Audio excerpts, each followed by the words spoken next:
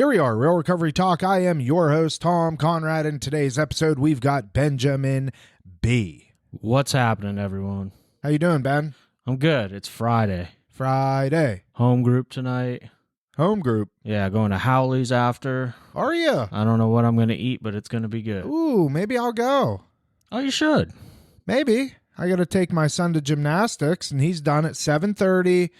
Maybe I can get him home and then meet you afterwards.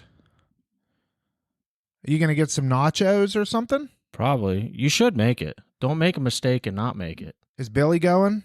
Probably not. He lives in Parkland now. So he won't be going to eat then? Oh, he'll never go to eat. Oh, good. Then, yeah, I can go. I can go.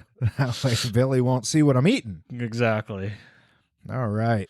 Hey, first things first, thank you for tuning in on the podcast app. Thank you for watching on YouTube. If, in fact, any of this content you enjoy, please feel free to share it to whomever you may choose to do so. And in the end, if you'd like to reach out to either myself or Benjamin over here, you can always email us, tom@realrecoverytalk.com and ben@realrecoverytalk.com, and we'll get back to you momentarily or within a couple days. Probably a couple days. Yeah. We're a little backed up. Keep in mind, we have like I said before, we have an operation here that we're running the day-to-days on. So, this was something that started off for us as fun, and it has since morphed into, more of a commitment, which is, I'm not complaining at all. But, we have our day-to-day jobs, I suppose. I will say this, though, too, because I don't want to discourage people from reaching out like we're busy.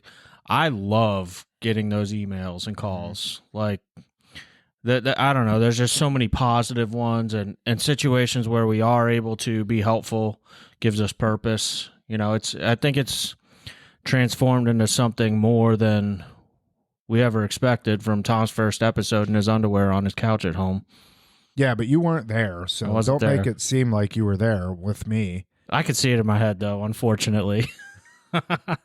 So let's do a listener shout out here. We do this from time to time. Elizabeth sent an email to us and said that, and I won't obviously give too many details, but she just wanted to reach out and express her gratitude to myself and Ben. Our podcast, Ben, has helped her so much, and she just celebrated 4 months of sobriety. I've been in treatment many times, and I feel that this time is different. And she would like to tell her story on the podcast, and I think we could facilitate that. I do believe we can. The cool thing is that she likes the step study that we're doing right now. If that's the right way to put it. Step study? I think that's fair. Yeah, it's kind of like Cliff Notes version. Yeah, educational. Yeah, for sure. So, Liz, if you're listening, which I know you are, we did get your email, and we will be reaching out and setting up a time for you to come on and share your story. We'd love to have you. So, she knew to leave her phone number. She did know to leave her phone number. She's like, and you're going to ask me for my phone number, so I'm going to give it now, or she something says, along those lines. You always ask. I'm going to ask for your phone number, and then she left her phone number. So, good job, Liz. You did exactly what we asked people to do, and therefore we're going to return your phone call and get you on the show. So, what do you think about that, Ben? It's awesome. That'll be fun. I like meeting new people. Liz, email us back. Let us know where you're from, too. Although I think I don't know if I responded to your email or not, but let us know where you're from. I'd be curious. So, Ben. Yo. All right, so it was brought to my attention that we haven't done any episodes that talk about specifically some mistakes that we have made in our sobriety. And when I brought this up to Ben at first, and I said, Ben, we should do a podcast talking about the mistakes that we've made in our sobriety, what was your response? I haven't made any, Tom, because I never got drunk or high again. Except for what? Except for that one time you smoked crack, you said. Oh, yeah, I was totally kidding. I would have not stopped. No. So, anyways, we thought this would be a good episode for us to record. Now, full transparency, we haven't made a whole lot of mistakes. I mean, there's mistakes that lead to relapse. I'll say that because neither of us, Ben or myself, we haven't relapsed in the over 12 years that we've both been sober. And so anything that we say moving forward isn't so much mistakes that led us to relapse, but potentially mistakes that we made that kept us from thriving in our sobriety that, didn't really let us get to, the next level or whatever you want to say. No, I mean, I definitely make mistakes on a daily basis, but I think the thing is especially as we're doing the series like on the steps, I know how to work through that stuff now so easily.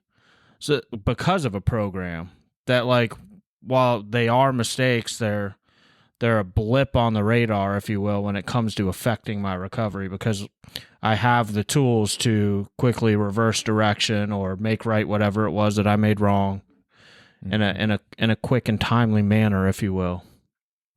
Yeah, and I think too that, like, it's not something that a mistake that we made towards somebody or we wronged somebody or something. I'll just start off with myself.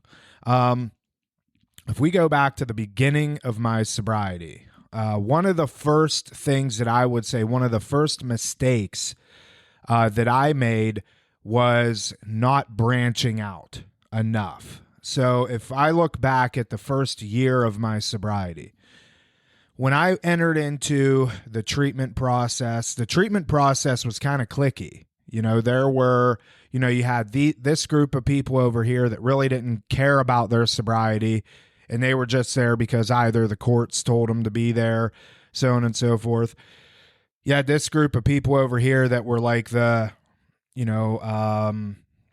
alcoholics, the older alcoholics. And then you had this group of people over here that were the, young mid-20s heroin users and stuff like that. So everybody would kind of clicked up. And I stuck, and I was 26 years old, but I wasn't a heroin user. I wasn't really a drug user. I used drugs, but my primary drug of choice was alcohol. I stuck with the alcoholics, and that carried with me.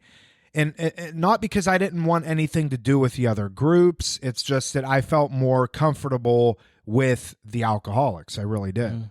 And I felt like, they understand me more. And honestly, we told a lot of war stories and stuff like that in treatment.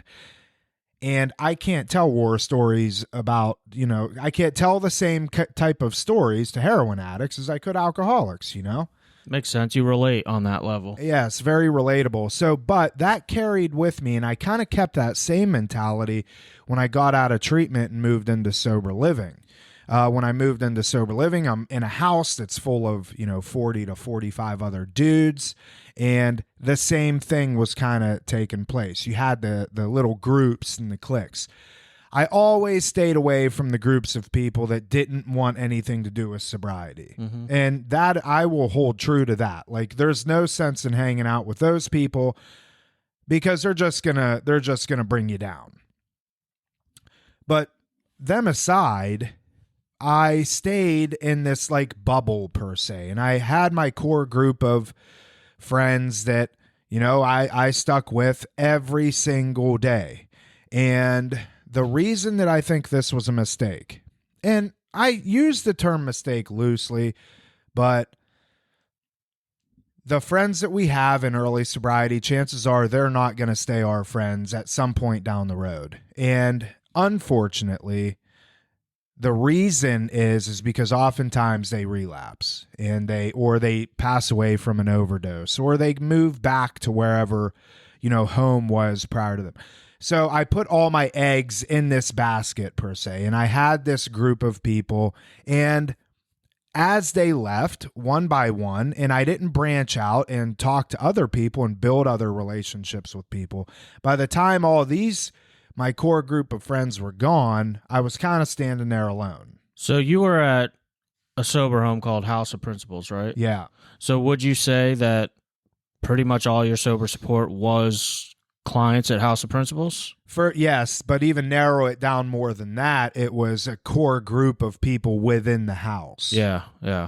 So if there were 40 guys there, 10 of them was kind of my group, and then there were 30 others there that I didn't really talk to or associate with or anything else. Well, we bring this up with our clients a lot, and especially within the treatment process, I let them know that treatment in particular, sober homes, they're there to artificially simulate what can happen, the relationships that can happen and flourish in recovery. As it basically is showing you the possibility.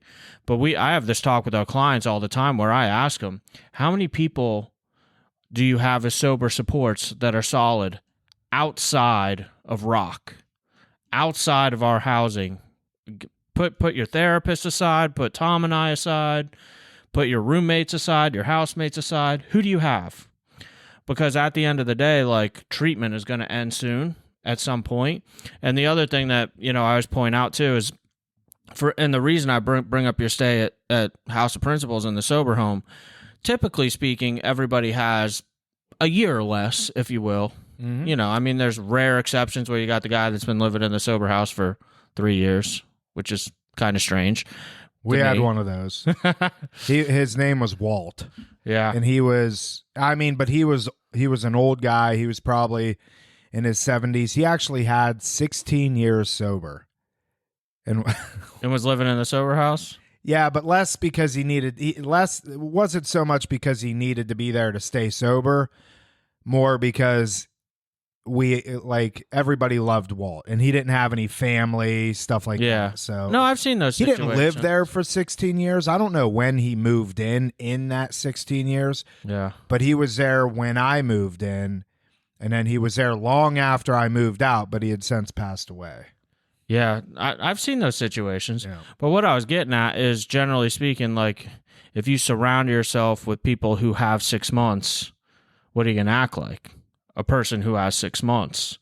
If I'm trying to be a martial artist, I don't want to surround myself with other white belts. I want to learn from the guys that have the belts higher than me. I want to learn from the black belts, right? Yeah. So it's really, really important to branch out outside in different ways and have an ability. It also gives you the ability to, Tom always refers to the low-hanging fruit. Mm-hmm. Are your sober supports low-hanging fruit? Or did you have to go out and meet and find these people? We were actually talking about this in my group yesterday, where it's not like some, for instance, I have 12 years of sobriety, right? There wasn't some magical moment where all of a sudden I walk into a meeting and I have zero anxiety with meeting new people. Like, meeting new people is uncomfortable. It really is. Walking into a meeting that you've never been to before and you don't know the format, you don't recognize anybody there, that is uncomfortable. I think a lot of times newcomers are under the impression, oh, well, that guy's got 10 years over there. This is easy for him. It's never easy. We've just had more practice. And we've developed the ability and dropped a lot of the fear in being in new situations, introducing ourselves to new people. Does that make sense? Yeah, and that's where I get kind of irritated with people that they do this process so many times. Mm-hmm. Ben and I, it's nothing out of the ordinary for us to meet somebody that's been in treatment 5, 10, 15, 20 times. And to me, I get it. There's a therapeutic component. There's traumatic events that take place in people's lives. There's emotional dysregularity. Sometimes there's mental health issues that we're contending with. But even with all that stuff, if you've been to treatment 10 times and you can't seem to figure this out, you're missing something. And people make it into something that it doesn't need to be made into. If you're listening to this or you're watching this and you've been to treatment 10 times, I'll just say more than a few. I don't know that you're just plain and simple not ready to be done. And I'm not shaming the people that have been to treatment multiple times. I'm one of them. You're one of them. One of the biggest things that you can do when you go through this process is find the people that are doing the deal and hang out with them and do what they do and ask questions and be inquisitive and be a student. That is, I think, one of the biggest things where people fall short the most is they don't hang out with the right people, or they're hanging out with the right people, but they're not being a student of sorts. Ooh, I've got one. We were talking about this yesterday too.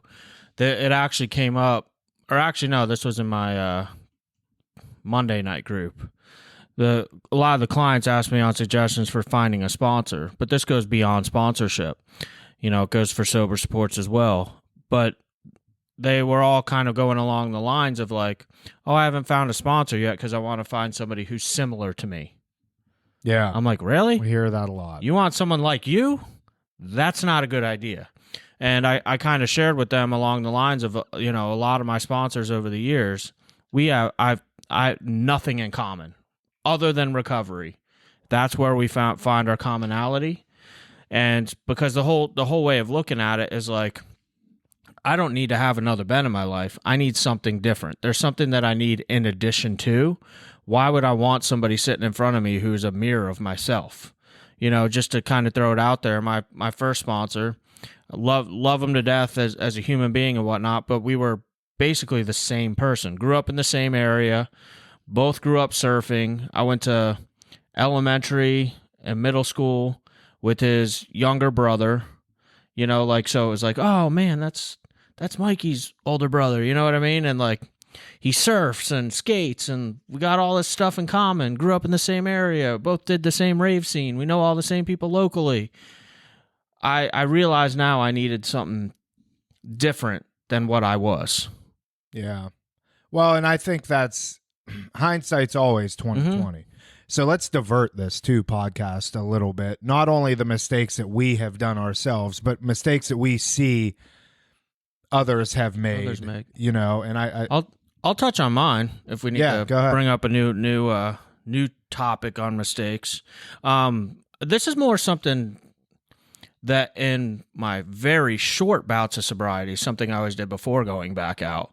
And then I'll elaborate because I made a different type of mistake, but in the same realm in this bout of my sobriety the last 12 years. So one thing I always did is I would go to treatment, get out the hospital, lose a job, whatever the case may be. I had a tendency to always go back to what I knew as far as work and employment. The restaurant industry, primarily bartending, and personal training. Very often I did both simultaneously. Like I would do a part-time personal training gig just because I always liked the gym and whatnot. And I don't know, maybe it told me in my head I was doing something healthy, but at nighttime, I was the bartender, partied like an animal. But the whole idea behind it was bartending in particular, you make cash fast. So I'd get out of treatment while everybody else is, getting jobs at the gas station and stuff like that. Within my first week of working as a bartender, I'm pulling $1,000, and next thing you know, within 2 weeks, I'm out of the halfway house or whatever the case was back then. Because, like we've discussed previously, I'm a guy that went to quite a few treatments, bounced in and out. Honestly, not due to lack of effort. I always throw that out there. I really gave it a go. I just made these mistakes over and over again and couldn't see through my own BS. But going back to what I knew and the quick fix, like I focused on the money. You just did an episode on the money. I inadvertently didn't bring this up on purpose, but yeah, we see a lot of guys though. They're in this huge fear of they can't start a new job. Maybe they're on leave from a job that they know is toxic for them. We've seen that, a guy that worked on Wall Street. He's like, when I'm done, I'm going back to Wall Street because I need to support my lifestyle. I like nice things. But at the end of the day, of course, he goes back to it within 2 days of being back there. He's back doing what he was doing before he got here. Like at some point, you've got to get outside that fear and change direction. And that's what I finally ended up doing. I'm the kind of guy that, like, I believe the faster you get something back, the more likely you are to lose it. That's where that saying comes from. I wish you a slow recovery, Tom. Because when it comes slow, we have a tendency to keep it. It's more solidified, if you will. Yeah, it boils down to, though, I think what makes us feel good the most in the moment is money. And in that particular episode I did was money in relationships or sexual relationships really is what I was alluding to the most. And yeah, it's unfortunate because we see the professionals that come in here that are so ingrained to making X amount of dollars per year. And I get it. If you're a husband and you have a family that you have to support and you have X amount of dollars that you have to bring in on a monthly basis to be able to provide for your family, you're in a much different position than somebody else that's here that, you know, doesn't have a family, doesn't have the sort of obligations. 20 years old, just, you know. Right. But with that being said, that person that does have the family, that does have the wife and the children and stuff like that, they probably have a lot better motivation than somebody that doesn't have all of those things. So they're probably going to be more apt to be able to go back to that career. But I have seen situations where they have the obligations in terms of the family and the house and the stuff like that, but they've been on this hamster wheel and they've decided, you know, hey, we'll figure it out. The family comes together as a unit and says, okay, we know that this is probably going to lead you back to X, Y, and Z. Let's figure this out as a family. And, you know, maybe mom has to get a different job or vice versa. They'll figure it out. And that's the cool thing about this is like, the further we go through this process, and this is where it can be advantageous for some people. If they have multiple relapses under their belt, you have an opportunity to review all that, look at your patterns, and make some changes. You know, I have 0 relapses in terms of like when I got sober. I relapsed a bunch prior to actually attempting to get sober. So I have to base my decisions off of what other people have experienced. And that's why one of the reasons I really enjoy this podcast is because I can go by everybody's experiences and learn from those. Our therapist peeping in. Have a good day. Yeah, bye. Again, inadvertently, like I guess I accidentally brought that up, not connecting the two that you just did the episode on money, so to speak, but going into situations where I can fix things quickly. And since I accidentally, in a way, brought it up related to that, you talked about sex and relationships. I'll just throw it out there. I'm not going to dive deep into it, but this is the only time in my life I stayed sober, and I was actually single for the first 2 years of my sobriety, basically. Whitney and I were together. We were apart for 4 years. That's a story for another day. We got back together, you know, after a custody battle, but, you know, story for another day. But I digress. Like, I was single for basically over 2 years. I didn't go out on a single date. Like, I was busy putting my life back together, and that's the only time that occurred. Put 2 and 2 together. Is that part of the reason I stayed sober? Maybe, you know, because I was always quick to get in a relationship, whether it was a rehab romance or coming off of a relapse or going into a relapse. Well, think about it. I mean, if you know, again, that's you had those patterns, you had those situations that you always put yourself in. Seeking a relationship as soon as we get sober, because again, what's it do? It makes us feel good. We get that feel good rush from it. Let me throw this out there because you just said something key. And this I hear this from our clients. I hear it from my sponsees that seeking a relationship to feel good. How oftentimes do our clients and sponsees say, I wasn't even looking for it? Oh, It's meant to be. It just fell in my lap. Yeah. Like it's a God thing. Like it's a God thing. That's when I took a step back those couple of years and said, yeah, that's not a God thing. I'm avoiding this. You made that decision based off of your past experiences of where this leads you to. And in that 2 years, I think it allowed you to be able to focus on yourself, focus on what is in that moment most important, which is you and your sobriety. The girl's always going to be there. Yep. No matter what. And that's the thing. That's one, and go into some of the things that we see is in terms of mistakes other people make is going out and seeking this relationship because I need something to make me feel good. It's very apparent I can't drink and use drugs.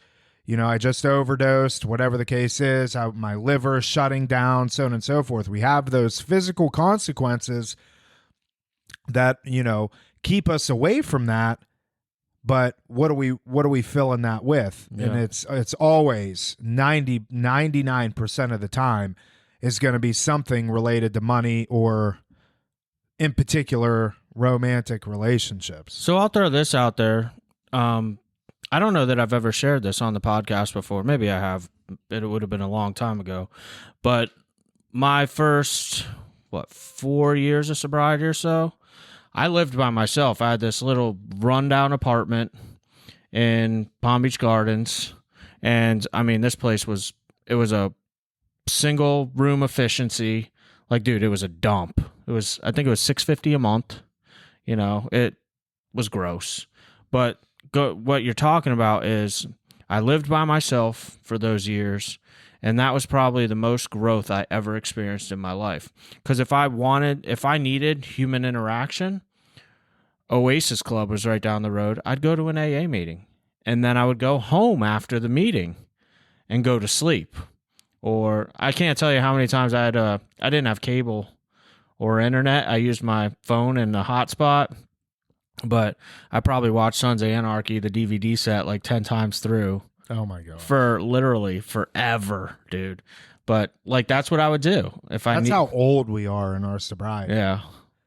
Like you were watching DVDs, and that was the normal thing then.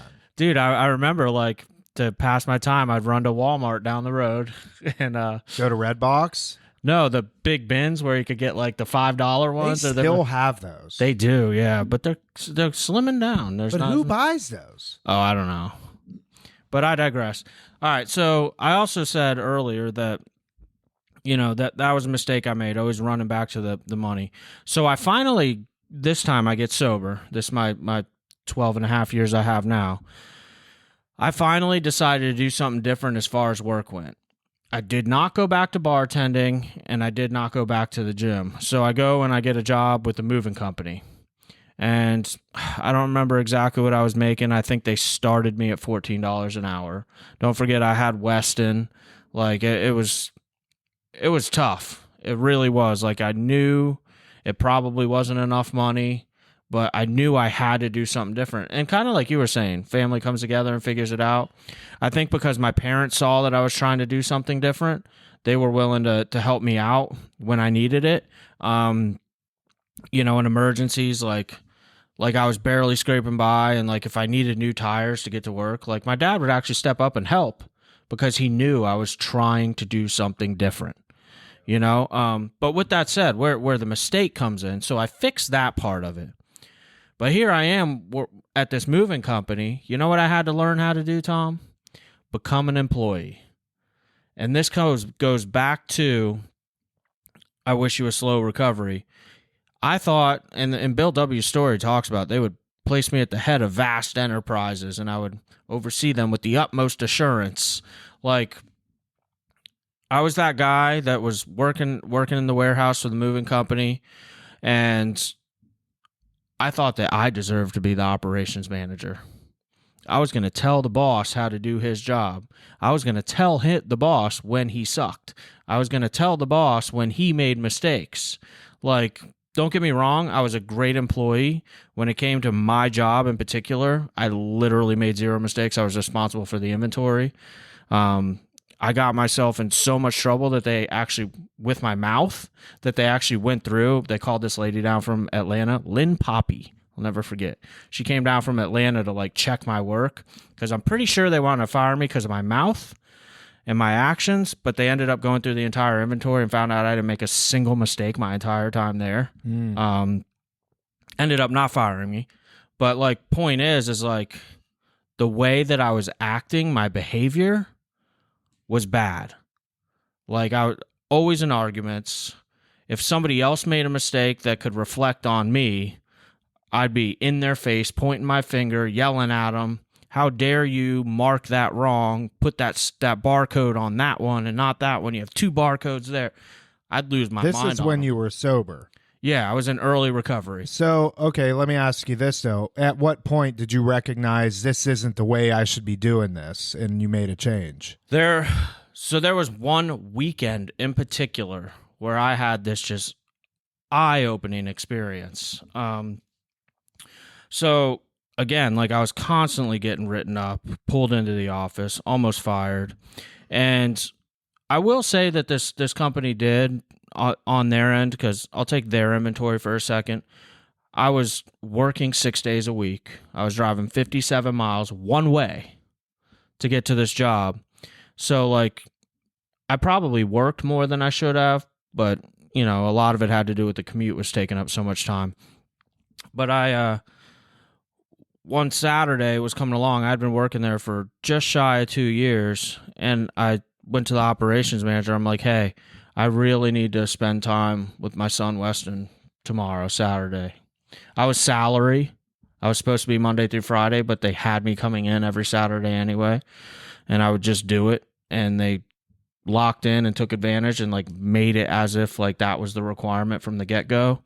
It wasn't. But I said, hey, I'm not going to come in tomorrow. I'm going to be taking Weston to the zoo or Lion Country Safari or whatever I was doing.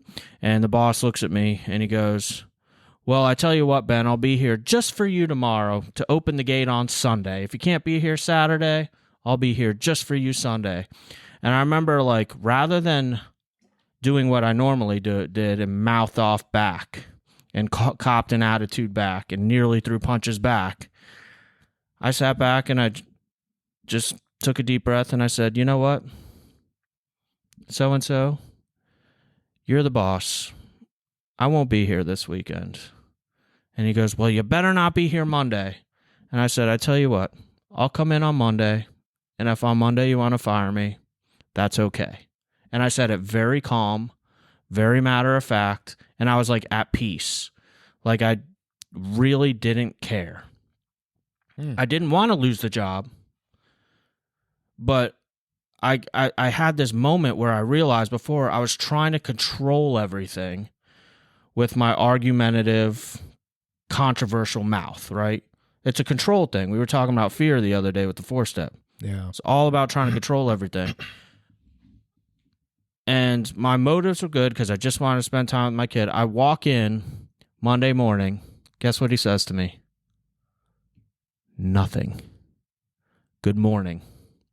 And from that point on, him and I had like this unspoken understanding to where actually over the last few months of my employment there, he would actually give me accolades in front of the other staff. Like I started one day in particular, there was more trucks to unload and some of the people just left because it was 5:00 and you're supposed to be done at 5, but like it was the kind of place where like they'll intimidate you into staying until 7, 8 o'clock. But I'd be, when I was done for the day, I'd walk up to the office and be like, hey, I'm taking off. You need anything else from me? And finally one day he's like, he in front of the whole warehouse and all the employees, Ben is the only one that ever comes and checks out with me. This is a guy that like, I won't say he hated me, but for lack of a better way to put it, he probably hated me. Because of the way that I handled myself that day, and I just had this like internal attitude adjustment. He could tell. He could like read that. My sobriety changed so big that weekend because I like let go of control of everything. I told myself, I'm just going to show up here. I'm going to do my job. When it's 5 o'clock, I'm going to leave. I'm going to work as hard as I can till 5. I'm not going to be taken advantage of. I'm not going to come in on Saturdays anymore. And we'll just see what happens. I didn't mouth off. I was polite. I just said, here's what I'm doing. And when I didn't get fired and started acting and presenting differently, it's almost like I got respect, even though I wasn't putting in the same hours. Yeah, that's interesting. There's a lot to take from that. I mean, I think it's one of those things that most, especially, being human beings, we want to be treated with respect and, dignity and, all those things. And like what you say all the time is you get more with honey than you do with vinegar. I think that's one of that is a good example of that. And that's something that, can be taught, obviously, but it's more something that you have to experience. I think, too, if I had to sum it up, like I'm trying to think in my head, like what that attitude was. Maybe in a way, I was insecure for sure, but it came off as cockiness. Yeah. Like I better than. I acted better than and cocky. Mm-hmm. Nobody likes that. Nobody likes that, for sure. And I think when I dropped that facade. Well, we even have clients that come in that way, that it's always funny when you have a client that comes in that knows the big book inside and out, and they've had, X amount of sobriety time, and they come in here and they just have this attitude about them that there's nothing that you can't tell me that I don't already know type attitude. Mm-hmm.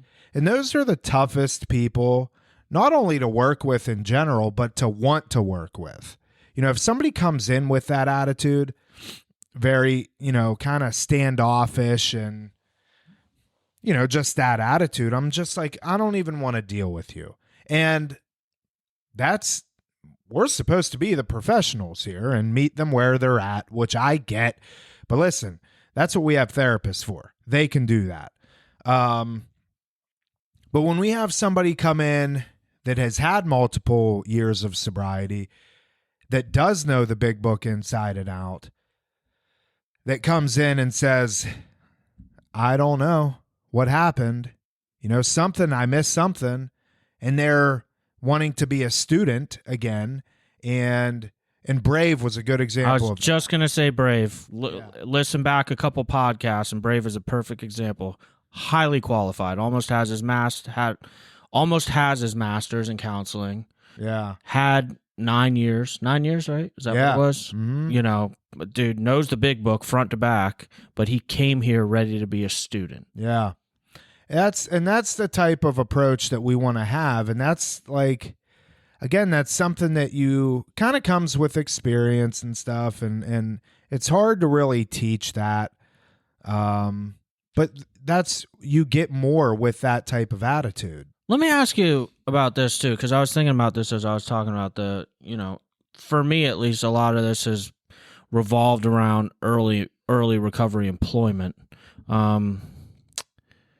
We have clients who constantly, they get jobs and then they quit like after a week or two saying they didn't like the job. I'm like, it's lazy. I'm kind of under the impression, at least this is the way that I was raised, is like, yeah, have Tom and I got to the point where we're very fortunate to enjoy what we do? Yes, absolutely. But we didn't get here by doing stuff that we liked. I don't think. No, I mean, we're really going to age ourselves, and we're not even that old. But how old are we, Dom? 39. All right, yeah, just for anybody who hasn't listened before, we're really not that old, I don't think. For whatever reason, it's the generation now, Ben, is they're lazy. Back, oh my gosh, I can't even believe we're talking this way. But when I was 20 years old, you didn't have a choice. You went and you worked, Even before that, I was working at 13 picking golf balls. I had golf balls sailing at my head. I had to wear a helmet, but I still had to be out there picking golf balls out of a golfing range. I worked at Riley's Fun Spot in Western Pennsylvania. It was my first job. Just a helmet, no body armor? No body armor, nothing. And you got a helmet if there was one available. There may have not even been one available. So you had the golf, you had the driving range here, and then you had, and if you're watching on YouTube, you can see this. You had the driving range here, but then right next to it, you had the batting cages. So depending on where you were, you either had golf balls coming at you or you had baseballs coming at you. And you're out there, and I'm out there picking those, and I'd have a little picker, right? And I carried a basket in my left hand, and what he would do is he outfitted a golf club. He would bust the head off of it and like tie on a basket picker thing. And I'm walking through and picking them and putting them in. Anyways, when clients come in today, and even a 20-year-old client, a lot of times you don't even have to tell them. They want to go find a job, and they're very regimented in that, and that's what they want to do. But then we have some that are the complete exact opposite. And I don't know if it's they just want to be TikTok stars or, something, social media, man, it's going to be the death of us. It's so funny you just said that, because that's literally what was bouncing around my head. I was just listening to Mind Pump podcast. It's a fitness podcast. I know Tom knows it. If you're into fitness, Mind Pump. What? Yeah, I didn't know you listened to them. You're the one that turned me on to it. Yeah, but you're always like, oh, I if I ask you if you listen to it, you're like, oh, no. Yeah, no, I've listened to a significant amount. They're awesome. I jump on and off. Like, I'll listen to a few episodes, and I'll get tired of it, and then I'll tune out for a couple months, and then I'll put it back on a few episodes. You got to listen consistently, because it's really kind of like, I feel like I know. All right, sorry, we're going on a rabbit trail, but it's Sal DiStefano, Adam Schafer, and Justin Andrews. Mm-hmm. They started it. I feel like I know them personally. If you listen to every episode, like, they talk so much about just everything, life in general. Yeah. And and don't lose your thought. But they last week, Sal DiStefano was talking about how he just experienced EMDR. He did EMDR therapy for the first time last week, and they did they talked about it for like 20 minutes on the podcast. I didn't realize that. Yeah. That's awesome. Yeah, so I was going to reach out to him and be like, hey, man, like, I don't know, congrats, I guess. They're a huge, huge, huge podcast. EMDR is a trauma therapy that we use here at Rock, if anyone's not aware of that. You know what it stands for? Eye movement desensitization. What's the R? I always forget. Reprogramming? No. Reprocessing. That's what it is. I always forget the R for some reason. Yeah. But anyways, Mind Pump. The reason I brought it up is they were literally talking about the majority of young people nowadays are saying that they want to be social media influencers. Mm-hmm. That's like and I wasn't sure if I misheard them, but they quoted something saying 98% of some grade level. 98%. I'm pretty sure that's what they said. You might have to fact check me on that. That's what they put down as what they want to be when they grow up. And they were talking about how, back in the day, most kids around, again, if we're aging ourselves, we said we wanted to be like astronauts and police officers and firemen. They're all coming out saying they want to be social media influencers. And how does this tie into the recovery thing, especially in treatment?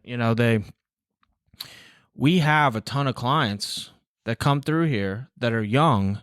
And I'm not saying that somebody can't make money being a social media influencer, but the chances that you're going to be one of the few that break through to, like, it's a dream. It is. I mean, even use us as an example. And granted, we're not social media people. I have an Instagram account, I have a Facebook and all that stuff, and Ben has the same thing. But we do have the YouTube and we do have the podcast. So I'm going to lump us in in that to some degree. I don't know if I would call us an influencer, whatever the hell that means. Hopefully we're an influencer. We influence people to make the right decisions in terms of getting sober and stuff like that. But we're over 5 years into this, and it's been slow, incremental growth. Like, it's not something that, now granted, I think what they're wanting, that's the thing. If you were to take a cohort of people, let's just say 20 to 25 years old, both men and women, and say, listen, you could be a social media influencer, whatever that means to you. Million subscribers on Instagram, million subscribers on YouTube. You'll stand to make X amount of dollars, so on and so forth.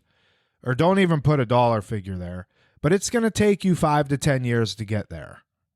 How many of them do you think would do it? Yeah, no. Probably none. None. Yeah. Because what does that do? Well, what do you mean it's going to take me 5 to 10 years to get there? That means that I'm going to have to actually put effort into this. And probably have another way to support yourself. And you're going to have another way to support yourself. Like the vast majority of people, that is the scenario. You look at even Mind Pump. Those guys started that podcast almost 10 years ago. Yeah. And now they're at a place now where they're the #1 health and fitness podcast around, by far the most downloaded, but they have, I think, almost 2,400 episodes out. And they have programs that they sell. And they have, they do retreats. And now they have real estate that they have supplements. No, they don't have their own supplement line, but they're sponsored by a lot of different supplement companies and so on and so forth. But they put in the work. They've gotten there. You take the vast majority of these people now that want to do that or claim that's what they want to do, ain't none of them going to want to do the work that it's involved. So I think a good example is there was like a couple year period where working in the treatment field, here at Rock in particular, where we had clients coming in and everybody wanted to be a rapper. So they all had these SoundCloud accounts, right? And they're like, oh, check out my SoundCloud. You remember this this fad? Yeah. Like, it was like a halfway house thing. It was so strange. But they came in here with the pipe dream thinking that we literally had on more than one occasion clients that would like set their closets up in our sober house. Like, it was like as a studio, as a recording studio. Yeah. And they would be rapping, and then they would be like, get everyone in the treatment center to subscribe to their SoundCloud. And you would hear their rap and it would be so bad. Yeah. And you're just like, oh my goodness.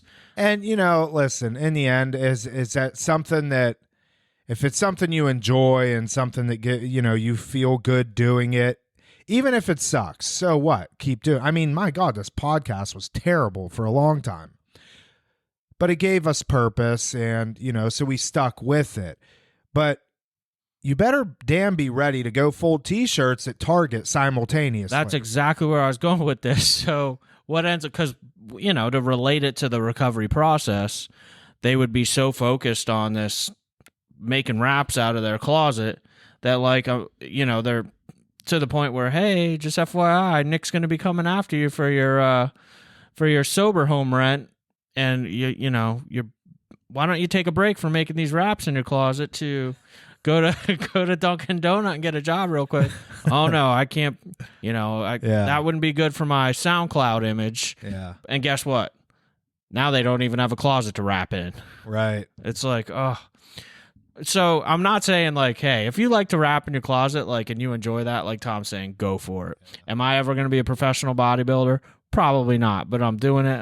I'm enjoying what I'm doing. No, but you have a damn much better chance of doing that than they have at becoming the next Eminem. I can tell you that. Oh, thanks, Tom.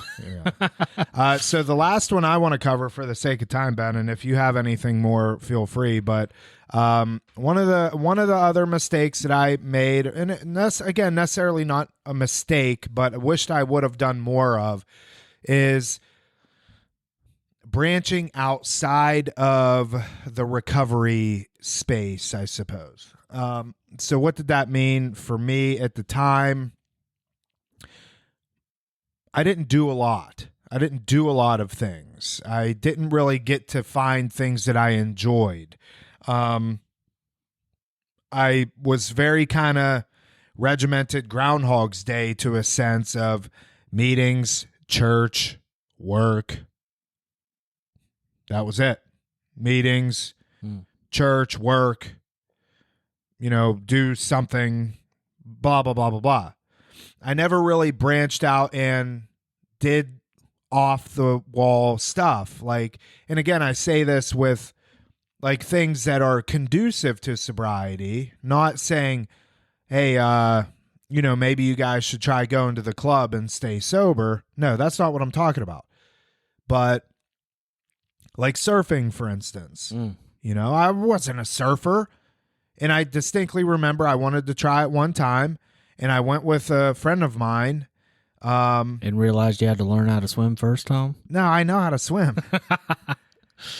But we went out, and I quickly realized this wasn't for me. I got halfway up on the board, and I fell, or whatever you call it. Controlled drowning? Yeah, it was a slow, controlled drown, and, I got busted up on some rocks. Point is, I tried it, and I didn't enjoy it. Same with skimboarding. When I moved to Florida, I thought, oh, I'm here in Florida, I might as well. And I knew I couldn't surf at the time, but I wanted to be kind of a Florida person, so I bought a skimboard. And for those of you that don't know, a skimboard is something that is that the only people I ever see doing it are 12-year-olds. And as the tide is going out, you have this big kind of, it looks like a surfboard, but a lot shorter, and it's thin wood, and it's waxed and stuff. And you run and you throw it, and it glides on top of the sand, and you run behind it and you jump on it and whatever. It's kind of skateboarding in a way. That's the worst explanation of skimboarding. How would you explain it? I think they get the point. There are some older guys, not just 12-year-olds. If you look up professional skimboarders, yeah, of course, those guys are insane. But how would you describe skimboard? I thought I did a good job of it. Well, the wood one, you're dating yourself. They're fiberglass. They're fiberglass these days. But yeah, when the wave comes up the beach, yeah, as it goes back out. Right, I said that part. You said the tide. Whatever. Ain't that the same thing? No, it's not. No. Look, it was good. I think they get the point. Anyways, if you don't know what skimboarding is, look it up. I tried we're it. Done. I tried it, and I didn't like it. But, I've had a lot of these experiences. One thing I did find out that I enjoyed was fishing, and I enjoyed going out on the boats, and I enjoyed, those sorts of things. And so that's one of the things that I wished I would have done more of in my early sobriety. Because I didn't. And, and then I met my wife, got married, had kids, and now that's all out the window. So, it's weird. I don't know that I really picked up much new. Really? I think for me, I mostly went back to the things that I stopped doing. Surfing, playing guitar. I surfed a lot more again. That could be that's true too, because I golfed a lot, and I picked up golfing again. I did get into shooting. I enjoyed shooting. You did pick up firearms, yes. Yep. So that became a big time hobby, something for me to learn a lot about. I guess what I mean by this is AA is a part of my life. I'm in sobriety, I'm in recovery. AA is a part of my life. It is not my life. Mm-hmm. And now there's people out there that they love going to a meeting a day, and they love hanging out with, everybody from the meeting, and it gives them purpose and stuff like that. But don't feel that is necessary. It's not. In the beginning it might be, but as you stay sober long enough, the whole idea behind this is having balance in our lives. And I've seen people that, they take this to the absolute extreme. and it's at the expense of a lot of other things in their life, in terms of family, even jobs. Like, I've seen people where they'll, forego maybe an extra shift, at a job for overtime because they can't miss their home group. It's like, come on, at least for me, like, come on. That's a little crazy town, but It's balance. It's all about balance. yeah. So, anything else, Ben? No, we touched on kind of a lot. Yeah, that was good. I like you brought up Mind Pump. Yeah? Yeah. You pumped about that? Maybe we can get on there someday. Dude, so what got me listening to it the last couple of weeks was the one about glutes. Did you listen to that one? Oh, the Glute Masterclass. That was the title of That the came out episode. earlier this week. That was a great episode. Not necessarily because I'm trying to work on my glutes. Like, I was born with the J-Lo booty. I got a huge butt as it is. But What was it then? it's the explanation, the science behind it, the muscle confusion, the connecting mind to muscle, the way to use the isolation movements as a priming before doing like the compound movements like a squat and stuff like that. It was basically about people that struggle to grow their glutes, and how to do that strategically. That mind to muscle stuff. There's a lot more to the gym than just going in there, picking up something heavy and putting it back down. Yeah, of course. What I like about them is that they talk a lot about life in general. They do, and nutrition. Yeah, nutrition, fitness. So if you haven't checked them out, check them out. Mind Pump. It is the number one most subscribed to podcast in the world as far as fitness goes. Health and fitness category, yeah. Mhm. It's the number one downloaded, too. In the world. In the health and fitness In the health and category. fitness. Yeah. Yeah. That's big because you got a lot of big players in that, but, Yeah. Yeah. and it's a no BS approach. And I'm listening to the one right now. I was listening to it driving in. What was it? Something about how to biggest mistakes when you're trying to be a fitness influencer. Yeah. Funny, we were talking about that too today. Yeah, that one came out last week, I believe. Yeah, I'm listening to that one right now. I'm a couple episodes behind. Well, Ben, maybe one day we can get on Mind Pump's podcast. We should try. Think I should clip that out and do a little something with a video and send it to them? If I'm not mistaken, have they talked about recovery stuff in the past? They do to a certain degree. And I think they would agree. I don't think they're as educated or informed in it as we are. Just to say is we're not as educated and informed as they are in the health and fitness space. But they have brought it up. They do like to smoke their marijuanas here and there, but hey, whatever. They're still very good dudes. Like, No, I don't bash people that smoke marijuana. I can't do it myself. Yeah, some days I wish I could, but I can't, so I won't. But Justin plays a lot of guitar. Okay, I didn't realize that. Justin is he's like a metalhead, loves music and guitar and stuff. Adam, he is a basketball and shoe junkie. And then Sal is he's kind of like the dad, I suppose is the best way to put it. He's Italian. He always talks about his family. And his family's he's from Sicily. Yep. You do know them. I know. It's funny though, because people reach out to us and we've had clients come here and like the parents will walk in, they'll be like, oh my God, I already feel like I know you. Yeah. They'll Same call kind of us and it's like we're Joe Rogan almost in a way. So, all right. That's it. Hey, thank you for listening, and thank you for tuning in on whatever podcast player you choose. And in the end, if you have any comments, questions, or concerns, you could always reach out to us. Tom at realrecoverytalk.com and Ben at realrecoverytalk.com. And in the end, we're trying to help you turn your mess into your message. That is it. We will see y'all later.